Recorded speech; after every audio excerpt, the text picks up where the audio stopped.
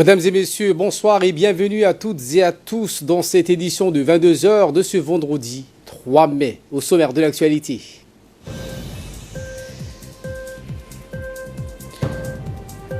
Fin des travaux de la première route rurale Lyon-Alisabié à la localité de Assamou.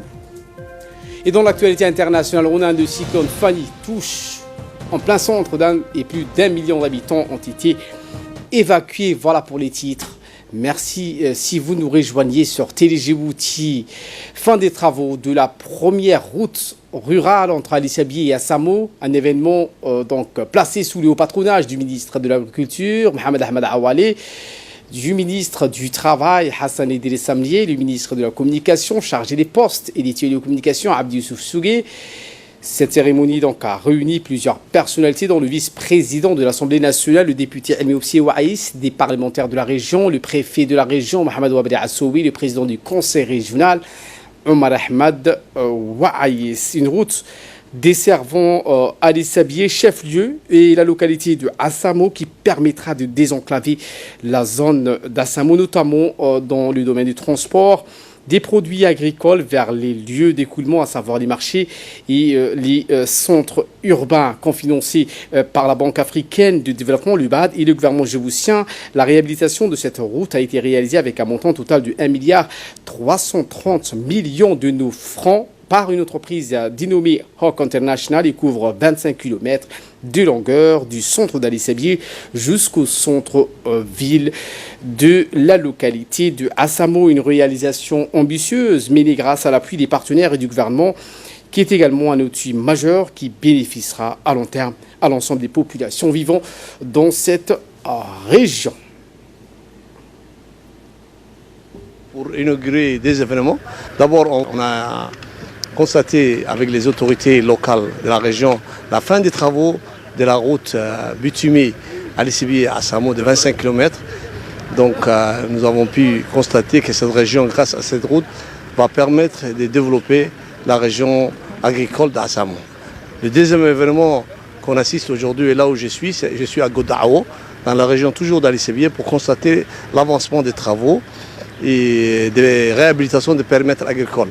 Il y a à peu près une quinzaine de périmètres agricoles qui vont bénéficier des réservoirs, des panneaux solaires, des gouttes à gouttes et des seuils, des recharges, tout ça. Un des plus grands seuils que le ministère de l'Agriculture a fait figure dans cette zone-là. Donc voilà aujourd'hui, et c'est un projet financé également par la Banque africaine. Prenons la parole, le ministre du Travail chargé de la réforme de l'administration, M. Hassan Idriss Samlier. Également au ministre de la région a souligné l'importance que porte ce projet. La construction de cette route a duré 2 années, a-t-il précisé, et la mise en œuvre a été longue avec le travail de plus de centaines des ouvriers. Il a affirmé que la participation de la délégation ministérielle du haut niveau à cette occasion reflète l'intérêt du gouvernement pour ce projet essentiel. Le ministre Hassan Idriss Samlier a expliqué que cette route Lyon-Alisabié à la localité de Assamou facilitera la circulation des biens et des personnes. Il a profité de cette occasion pour remercier les donateurs et en particulier la Banque africaine de développement. Pour sa part, le ministre de l'Agriculture, Mohamed Ahmed Awale, s'est exprimé en ces termes. Cette route a duré 2 ans. Elle a permis de faire travailler 112 employés permanents. Elle a coûté 1,3 milliard de francs Djibouti, dont 550 millions venus de la présidence d'Ismaïl Omar Guelleh, le président de la République. Je voudrais dire que la route permet de faire circuler des marchandises, des passagers à destination et en provenance d'Assamou. C'est une route commerciale puisque la production agricole d'Assamou, avec cette agriculture intensive, s'accroît de jour en jour. La région d'Assamou, cette coopérative constitue un exemple à suivre pour toutes les coopératives agropastorales de la République de Djibouti. Concernant la journée mondiale de la liberté de la presse, fêtée chaque année le 3 mai, le ministre de la Communication chargé des postes et des télécommunications, Abdi Youssouf Sougué, a fait une déclaration. C'est son s'écoutant. Vendredi 3 mai, toutes les nations célèbrent la journée mondiale de la liberté de la presse, journée décrétée par l'Assemblée générale des Nations unies en 1993 à l'initiative de l'UNESCO. À cette occasion, je salue les journalistes et l'ensemble des professionnels des médias d'ici et de partout dans le monde. Le thème retenu cette année est « Médias pour la démocratie, le journalisme et les élections en période de désinformation ». Il est plus que jamais d'actualité en ces temps où les réseaux sociaux permettent à n'importe qui de s'introniser journaliste. La liberté de la presse représente l'une des principales libertés de l'homme et tire son fondement de la Déclaration universelle des droits de l'homme. L'article 19 de cette déclaration affirme en effet que tout individu a droit à la liberté d'opinion et d'expression, ce qui implique le droit de ne pas être inquiété pour ses opinions et celui de rechercher, de recevoir et de répandre sans considération des frontières les informations et les idées par quelque moyen d'expression que ce soit. Le 3 mai, c'est bien sûr une date de célébration et de commémoration de ces droits fondamentaux qu'est la liberté de la presse. Mais c'est aussi le moment de marquer une pause pour réfléchir à son état dans le monde. Force est malheureusement de constater que la vigilance doit encore être de mise. Dans un monde en proie à toutes sortes de turbulences, le journalisme demeure un des métiers les plus dangereux. Les risques encourus vont des menaces à l'assassinat, en passant par la prison et l'enlèvement. Des pratiques inconnues méritent d'être soulignées avec fierté. En République de Djibouti, on n'emprisonne pas, on n'enlève pas, on ne menace pas les journalistes. Et Dieu merci, jamais aucun journaliste n'y a perdu la vie dans l'exercice de ses fonctions. Djibouti accueille chaque année des centaines d'envoyés spéciaux qui viennent des 4 coins du monde et qui peuvent ainsi exercer librement leur métier.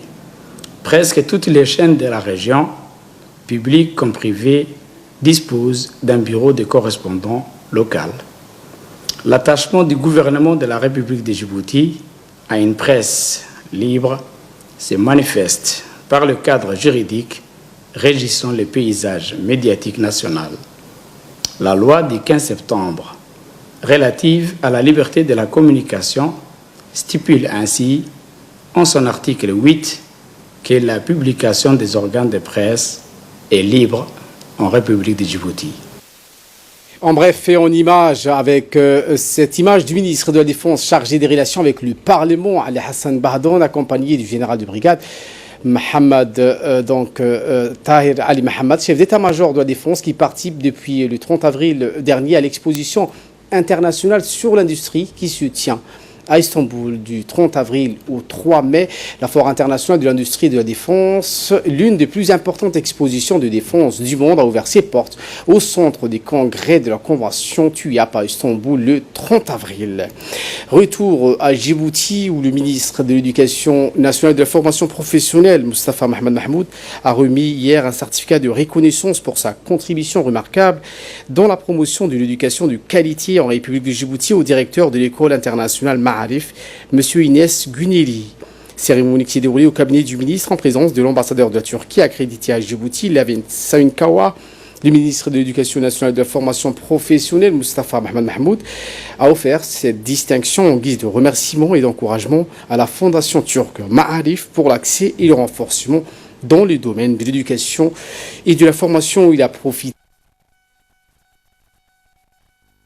entre Djibouti et la Turquie, en particulier dans le domaine éducatif. Il a par ailleurs évoqué la mise en place du nouveau centre de production agricole et de formation initiale pour les enseignants djiboutiens de l'école Ma'arif. Le ministre a enfin exprimé sa reconnaissance pour le soutien de la Turquie dans les efforts de redressement de la qualité de l'enseignement et des apprentissages.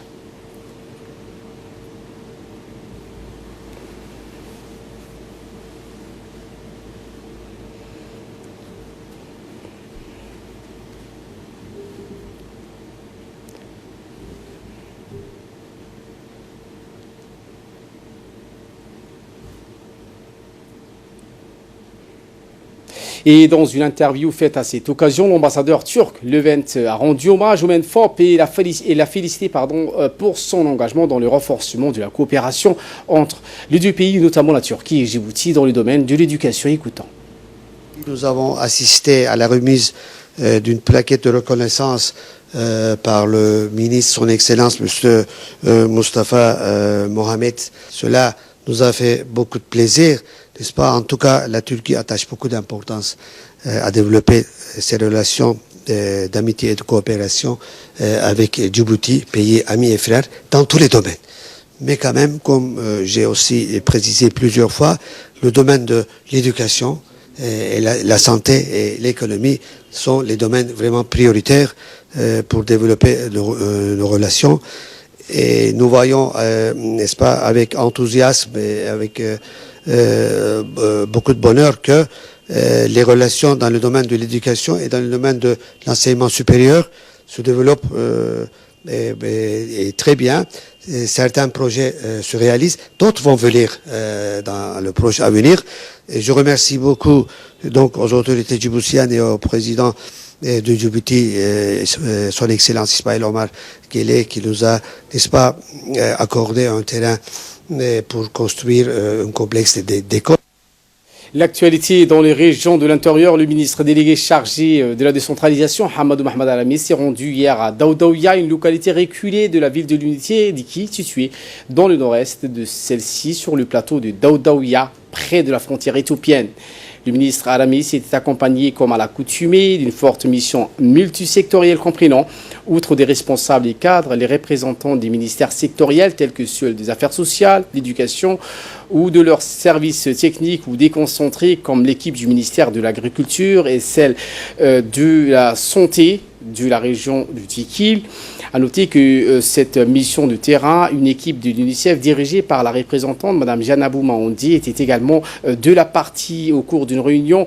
Les discussions ont porté surtout sur la sécurité alimentaire, la soif, la santé et le désenclavement. Le ministre donc a répondu sur certains points en promettant d'aider cette population de Daoudaouya à prendre une part active dans le désenclavement avec le soutien de ses collègues ministres. Il prit bonne note des autres doléances en promettant de les partager avec ses collègues concernés pour donner des réponses concrètes. Eh bien, Mme Janabou Maondi, la représentante de l'UNICEF à Djibouti, s'est exprimée après la réunion. Écoutons. Aujourd'hui, dans la communauté de Daoudaouya, communauté où j'ai accompagné son Excellence, Monsieur le ministre délégué à la décentralisation, avec pour but pour l'UNICEF de faire aussi un état des lieux rapide de la situation des enfants. Nous sommes particulièrement ravis de constater que les enfants ici vont à l'école et que le processus de l'école rurale intégrée est en cours.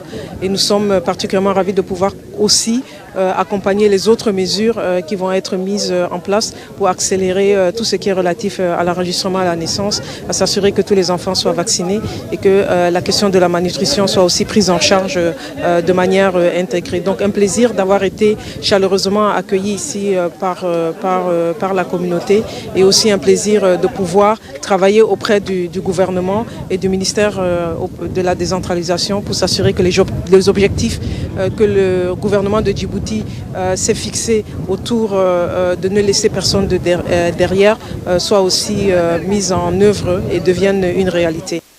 Et voilà qu'il nous ramène de parler de la région d'Obok où une commission nationale de conciliation fiscale, donc à fait escale. Cette commission créé par décret présidentiel a pour objectif la résolution à l'amiable des différends persistants opposant les administrations fiscales, douanières, domaniales aux contribuables et usagers, présidé par le médiateur de la République, Dr Razem Essar Osman. Ces tournées donc rentrent dans le cadre de vulgarisation du rôle et des missions de cette commission conduite par son président et une délégation composée de ses membres dans les différentes régions de l'intérieur. La sensibilisation s'est poursuivie donc dans la région de Hayou, où une réunion s'est tenue à la salle de conférence de la préfecture. À Arta cette fois, mais c'est le maire de la ville de Djibouti qui a tenu une réunion sur l'exécutif de l'Association nationale des collectivités locales djiboutiennes, la NCLD, une association interrégionale et communale qui regroupe les 5 régions de l'intérieur et les 3 communes de la capitale. Au cours de la réunion présidée par Madame le maire de Djibouti, plusieurs points ont été discutés, notamment sur l'avancée de la décentralisation et les règlements des cotisations de l'association, entre autres. Madame le maire de Djibouti, Fatma Awala Ousmane, et les présidents des différentes régions et de la commune de Djibouti ont remercié le président du conseil régional d'Arta, M. Elmi Bouhgoudadé, qu'on écoute. Honorer la région d'Arsa, la population d'Arsa et nous, les élus locaux d'Arsa, vous remercie encore une fois et nous allons terminer la réunion. Nous vous en remercions tous. Un mot de sport pour clore l'actualité nationale. La fédération de foot a lancé avant-hier un tournoi intitulé interrégional qui regroupe les 5 équipes de foot championnes de chaque région et une équipe de la fédération djiboutienne de foot. Compétition donc, qui est organisée chaque année. Le match d'ouverture du challenge a opposé l'équipe championne d'Ali Sabié à celle de l'équipe de championne de Dikil. La fédération djiboutienne de football organise ce genre de rencontre pour rehausser le niveau de football national pour soutenir la politique de décentralisation du foot dans les régions de l'intérieur. Et de là, nous passons en nouvelles du monde. Le Royaume-Uni est-il en route vers la neutralité carbone? C'est en tout cas le souhait des militants du groupe Extinction Rébellion qui pendant donc 11 jours ont bloqué plusieurs sites très fréquentés de la capitale britannique. Ils souhaitent aujourd'hui que le niveau d'émission de CO2 en 2050 soit équivalent à celui de 1990. Sous la pression des travaillistes, le Parlement vient de proclamer l'urgence climatique et écologique. Pas suffisant pour le Dr Bingons, porte-parole de Extinction Rébellion. Pour parvenir à cet objectif, le rapport d'Extinction Rébellion estime que la Grande-Bretagne devrait réduire 20% de la consommation de viande de bœuf, d'agneau et de produits laitiers et aussi préconiser. Je vous disais en titre, le cyclone Fani a touché l'Inde ce vendredi. Il a accéléré l'Inde a accéléré de son côté l'évacuation des personnes menacées par le cyclone Fani. Plus d'1 million d'habitants de la côte est doivent quitter leur foyer. 800 000 environ sont déjà à l'abri dans des zones sûres et ils étaient temps car le cyclone a touché ce vendredi l'état d'Odisha au sud de Calcutta. Selon le service indien de météorologie, la tempête devrait être plus forte dans les régions depuis 20 ans avec des vents allant jusqu'à 200 km/h.